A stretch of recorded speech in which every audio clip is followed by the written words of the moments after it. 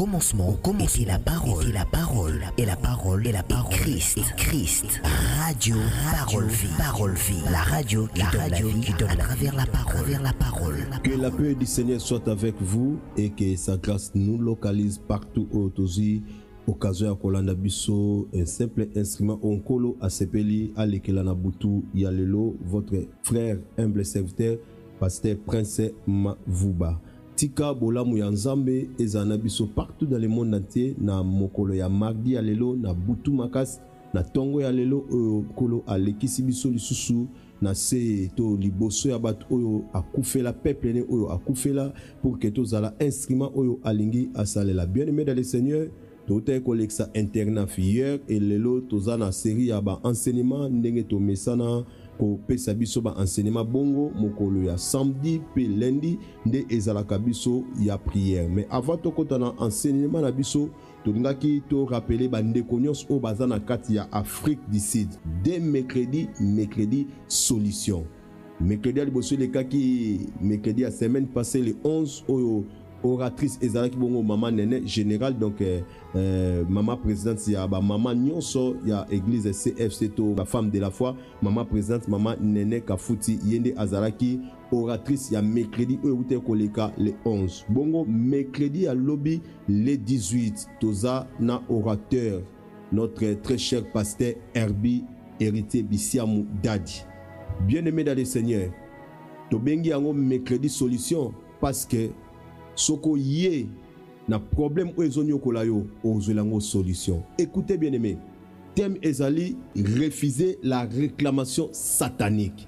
Refuser bien aimé ezali kamo ya koboya soki yo boyite muto oboya na place na yo azate. Bible lobi Moïse tango akomaki mukolo ayaki ko comprendre que azalaka principauté azande na libota o bazana réclamation ya prisonnier bazane ba wumbu. Moïse avait refusé. Aboyaki abengama mwana ya mwasi ya Pharaon. Aboyaki yango. Papa maman, c'est le temps de refuser. Oh tozoboya ba réclamation satanique. Yaya, tamso zakana Afrique du Sud. Pays à destination non les Afrique du Sud té. Mais au Kangama en Afrique du Sud pourquoi? Parce que ils ont une réclamation moko satanique. O e kanga o e retenons na kata Afrique du Sud. Bien aimé. Maladie msou ozo lekisa, maladie msou ozanango. Bien-aimé, ezaba maladie satanique. Ba réclama libota na pauvreté, ba réclama bino na malédiction, ba réclama bino na blocage, ba réclama bino yaya ezali kamba ko refuser bandera frisi boza o pambolama. Na de mercredi solution lobby mercredi lobby le 18. Yaya famille nous a béni, yomoko oza béni. Pourquoi? Parce que ezali kamba ko boya. Tozana kati ya ville ya Johannesburg na église na biso ya Jardin d'Eden. O etambusami epa ya apôtre Charlie Moubiala. Bien-aimé dans le Seigneur, à partir de 15h 19h, yaka oboya, yaka ko refuser. Yaka ko refuser, yaka oboya. Soko boyite mutaboya na place no azate. Et le monde a notre très cher pasteur Herbie Kolo Apamola, l'homme de Dieu, na délégation au Bozanango, na Frisitika Kolo Asalabino Penza, Bolamu. Bongo po na adresse, na zope son numéro de téléphone oyo, soko bengi okozala bien guidé. Obengi na plus 27 73 29 21 156 donc plus 27 73 29 21 156 yaya benga po ozoba précision ya adresse tolobi refuser la réclamation satanique ezali kamako boya malédiction boya pauvreté boya réclamation boya blocage boya refus na vie na yo boya ezana bato mingi ya o sala na yo ke na no musala ba pia na bango musala mais musala na yo ba reveni nango ozwela ngote ya ifo ya boya tika bolamu ya nzambe kolo sumasi ya Nazareth nzambe moko tondimana nzambe tata na biso mayata asala biso penza bolamu mercredi à le 18 boya to clôturer mercredi solution yo zo luka solution na problème na yo yaka lobi kolo apambola biso to sambela pona okota na sema na biso kolo to tomboli na butu ya lelo. Merci Père parce que osali choix na yo likolo na biso lokola simple instrument afin que to loba liboso libota na yo tika bolamu na yo nzambe et demeurer en maître likolo na biso molimo santu équipe biso capacité biso na butu ya lelo afin que to loba na part na yo nzamba makoki nyonso tu ke moloku masanjoli ezongo mboka yo pona bolamu osali biso na katikati ya butu oyo na kombo na Yesu Masia Nazareth nde banso lokola moto moko to lobi amen. Bien-aimé dans le Seigneur, est-ce qu'on peut mettre l'ensemble maboko makasi? Est-ce qu'on peut acclamer pour la gloire de Dieu? Tolingi toloba rapidement na thème haute et attiré na kati ya livre ya 1 Samuel. 1 Samuel chapitre 17 à partir ya verset 26. Thème na biso tozo partager na butu ya lelo, tozuli yango na livre ya 1 Samuel na chapitre 17 à partir ya verset 26. Écoutez bien aimé, c'est que David a lobito a tourni parce que ezali motuna. Oh David a tourni. David azana besoin ayeba intérêt na ye ezanini to intérêt ya mutu azobunda ezanini. Yaya pona intérêt ya famille na yo. Donc David azoluka intérêt ayeba. Je suis prêt na se livrer na bataille. Naza prêt na kota na bitumba na bunda na Philistin o atelemi liboso. Mais au moins intérêt nini ezali. Écoutez notre thème. David a tourni alobi que feront-on à celui qui tuera ces Philistins et qui ôtera le pauvre au-dessus d'Israël? Bakosala nini na moto akoboma Philistin. Lorsque on parle de Philistins, on voit Goliath. Bakosala nini et pas ya moto akoboma Goliath. Non seulement kaka aboma Goliath, mais au moins alongo la paix soni likolo ya Israël. Pourquoi David avait posé toutes ces questions? Pour nini David a tunaki yango? Parce que David avait compris que na kati ya Israël, o eza peuple de Dieu, eza na soni moko elati bango. Pourquoi soni elati bango? Parce que il y a un homme au atelemi pour insulter le Dieu d'Israël. Motomoko atelemi pona kokakola nzamba Israël. Motomoko atelemi pona ko insulter libota na yo.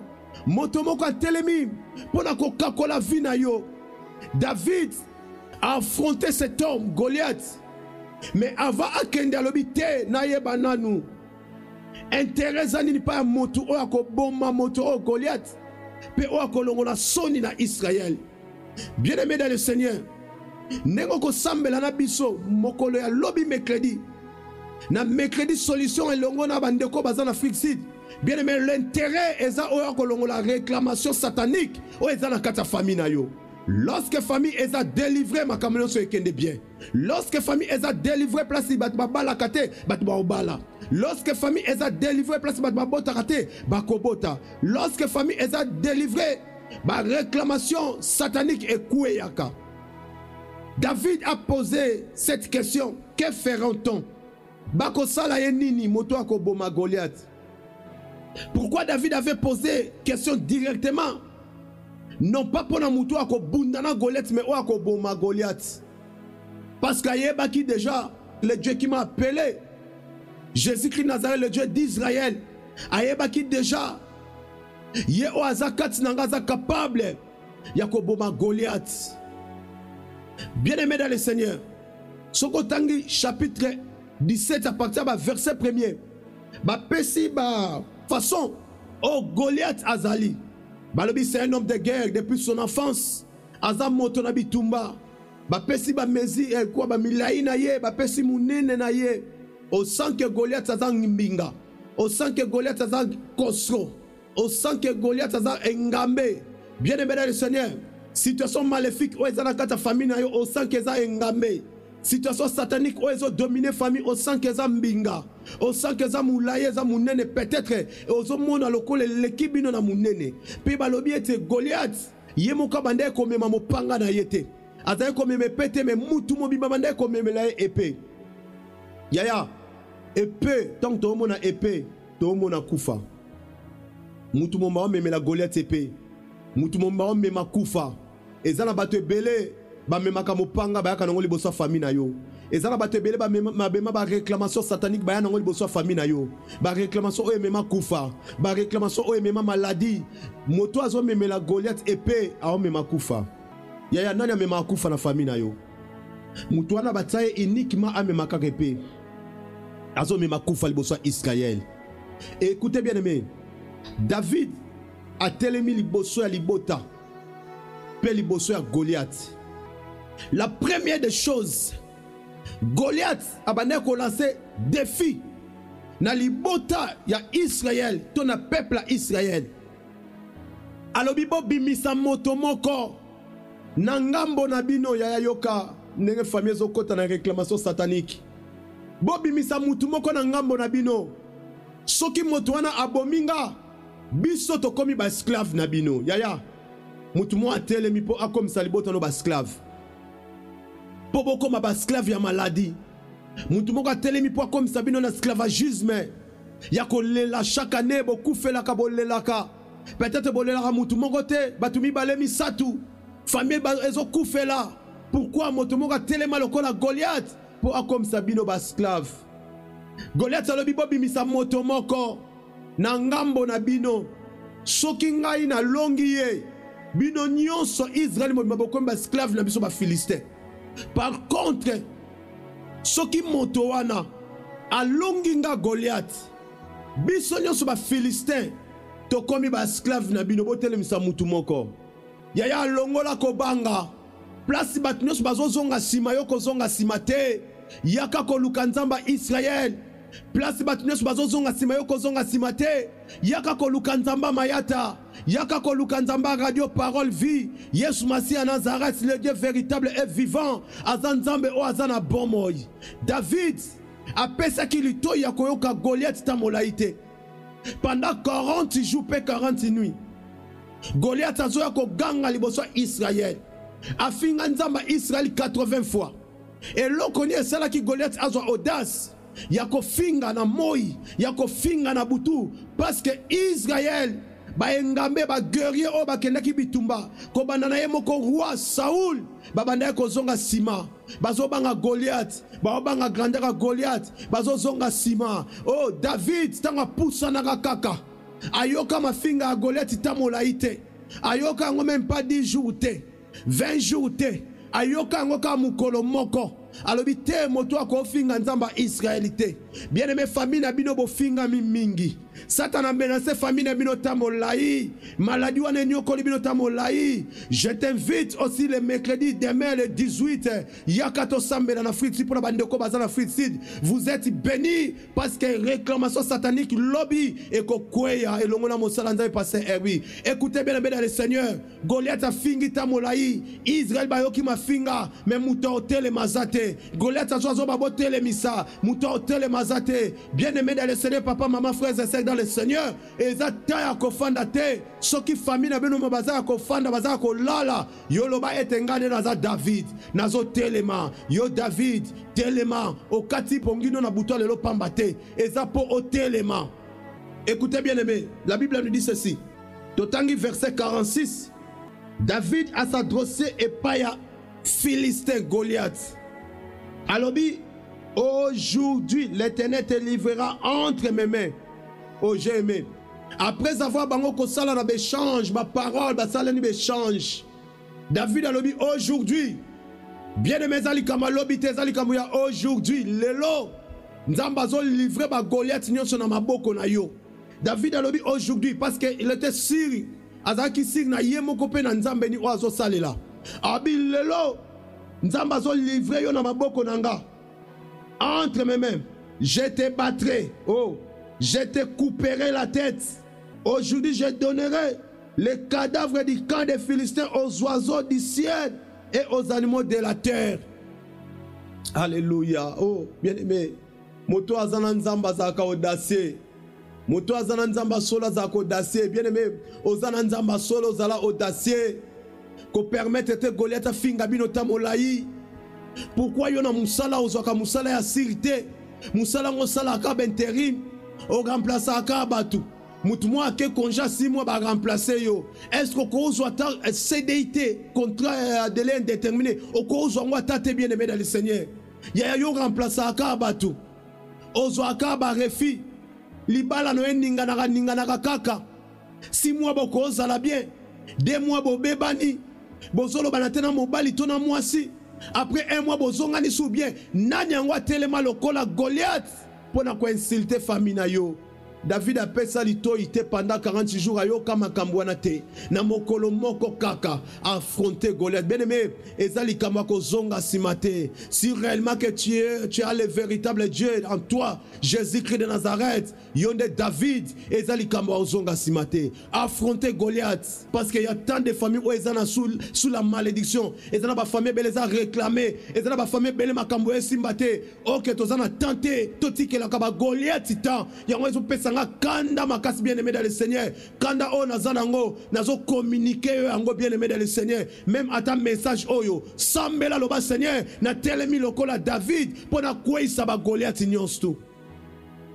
David alobi ka lelo yaya ka lelo butu ya lelo butu ko lekate butu to ko lalate butu ko lekate ndenge nzamba confondaki batona ila Malte ba bongola maloba babi certainement cet homme c'est un Dieu. Bamoni vipère akangi Paul na maboko. Ba ozela Paul akufa. Mais venez à vipère et c'est le Paul de l'autre côté. Bangomo ba changer maloba. Balobi certainement cet homme est Dieu. Azanzambe. Bien-aimé dans le Seigneur. Nena ebiso na butu alelo. Même atana ila Malte bo kufate. Même ata venez à vipère et bo mabinote. Et bon mabinote. David a dit lelo, nzamba a livré bino na maboko nanga. A livré Goliath na maboko nanga. Nous connaissons bien l'histoire. Nena ebiso bien aimé dans le Seigneur. David na libanga moko na lance-pierre abomaki na ngo Goliath. Yaya lo sambo kosa na butu ya lelo sima ya matea oyo. Ba Goliath nyoso ya vina yo. Ba kweya au nom de Jésus. Tika Yesu Masia Nazareth nzamba solo pe abomoy. Apambola biso bisika nyonso tozali. Butu ya lelo ezala butu na yo. Butu ya lelo Goliath kweya. Butu ya lelo stérilité kweya. Butu ya lelo barefie kweya. Butu ya lelo maladie kweya. Butu ya lelo pauvreté kweya. Butu ya lelo chômage kweya. Butu ya lelo eloko simbate zwa yango na butu ya lelo au nom puissant de que la gloire revient à notre Dieu. Kolo apambola biso na katikati ya butu oyo. Bisika oto uti koyoka maloba na ye tika lo sambo o sali ezan efficacité liboso ya ba démon liboso ya ba ndoki liboso ba Goliath nyons tout kolo apambola biso tolobi un grand merci à notre daddy musika na frisi merci pour na confiance renouvelée et pana biso bandeko na yo oto ya pona ko soutenir pe musala o elongo na yo pe na marque ya confiance ozo sala biso ya ko tikela biso cher o yo ote aka bisiko sala kanzame musala bisiko zo appel mais au sepelaka otika biso peto zala na se ya mafuta ya tata na biso mayata o esopana kana kati ya radio opeli kolo na biso lokola bana na ye tika bolamu ya nzambe eza na bino. Merci beaucoup na bande ko nyoso bazan frizi mama nene ya Bogos Anderson tika kolo apambola bino voyage missionnaire o bozana ngo tozo ndima kolo a futa bino pona musala boke sala lokola eza pona intérêt à sali ya ba arme kolo ko futa bino e zambo abatela ka boken pe bozongi mukolo boko zo mpe popo bozonga kolo azana bino to kuta suna kati ya mboka ya Congo bolamu ya nzambe zali ko na biso to rappeler bandeko bazana free seat mercredi à lobi to bengi yango mercredi solution au thème ezali refuser la réclamation satanique yaka to sambela na église na biso ya Jardin de Dieu o kamami et pas apôtre Charlie Moubiala mercredi à lobi le 18 to kozala wana to lobi merci et pas à notre bien-aimé Nataki Futa bolamu ya nzambe ezana yo merci na DG Chris Kunde pona sacrifice otozo sala na musala ya nzambe bandeko nyonso oyo bazozo ba matea na pasi toza na besoin okota na groupe moko ya Radio Parole Vie obengi biso na plus 243 89 75 70 917. Merci na bandeko nyonso bokoma ba évangéliste pe ba pasteur ya ko partager ka matea ya Radio Parole Vie tikankolo apambola bino akanisa bino na musala oyo bozo sala bolamu ya nzambe et demeurer likolo na biso. C'était votre humble serviteur pasteur Prince Mavuba, les choix de l'Éternel. Que Dieu vous bénisse. Au commencement était la parole, et la parole, et la parole, et la parole, Christ. Radio, parole vie, la radio qui donne la vie à travers la parole, la parole.